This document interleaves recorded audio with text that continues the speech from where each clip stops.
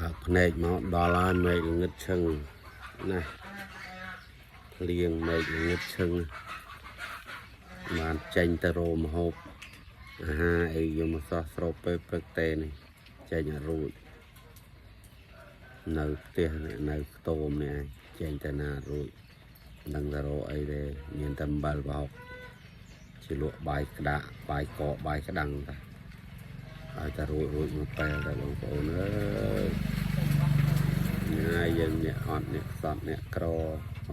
មានលុយមានកាក់មានតែស្រែស្រូវនឹងឯងព្រឹកឡើងមានតែកដាំបាយនឹងទៅមានអំបិលប្រហុកទៅបេះបោចស្លឹកបាសស្លឹក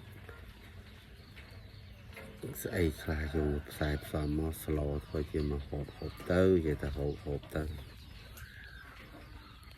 តែរងគេងឯងបានឃើញគេឃើញឯងទៅនេះហើយមើលសាច់យាយជាស្ទេស្តាអស់ហើយមានហូបឆ្ងាញ់ហូបគេសាច់ដុំកពួនអីណាទៅស៊ុបទៅអីណាជើងគោស៊ុបពពែអីណាគេទេខ្ញុំនោះស៊ុបខ្ញុំនេះមានស៊ុបក្តាមស៊ុបខ្យងស៊ុបខ្ចៅ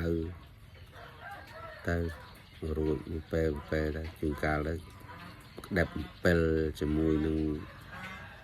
ក្តាមអីចឹងទៅលាយឡំជាមួយម្ទេសខ្លះទៅហិលស៊ីបសតទៅលេបរួចក្លាប់ទៅរួចមួយពេលទៅផឹកទឹកវាអែតទៅរួចកបការងារ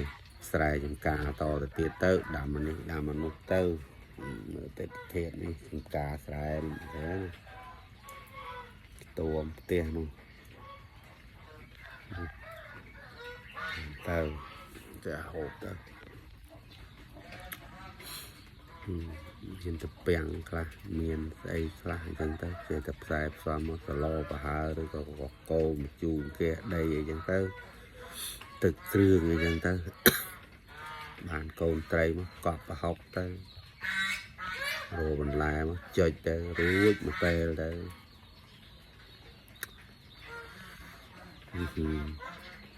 តាមរៀបរាប់ដូចខ្ញុំលើមានស្អីមានតែប៉ុណ្្នឹងឯងនៅស្រុកស្រែមិនដូចអ្នកពីក្រុងគេមានព្រលឹមឡើងសាច់គោសាច់ជ្រូកសាច់អីចឹងទៅសាច់ពេចឹងទៅអាំងគេដុតគេទៅធ្វើជ្រក់ធ្វើអីជាលក់មកដាក់មកឃើញគេហូបអូស្រក់ទឹកមាត់តក់តាមគេណាបងប្អូន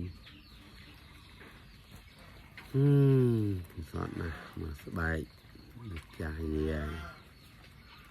យាអស់ហើយនេះទឹកថតវីដេអូទៅបានមើលឃើញតែសាច់យាលោកកញ្ចក់អត់អីសោះកញ្ចក់ទៅស្បែកតឹងដាក់វីដេអូទូរស័ព្ទយ៉ាងមកយាតិចអស់បាត់ហើយណា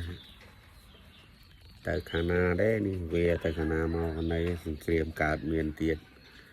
ពីភ័យឆ្លន់ឆ្លោដឹកកូនដឹកចៅរត់ប្រភេទទៅណាមិនរួចនៅចាំតាន់ផ្ទះហ្នឹងឯងទៅណាគេទេមិនរត់មិនលូនគេទេកូនចៅគេទៅចោលអស់នៅសល់ម្នាក់ឯងគេទៅនៅទៅត្រង់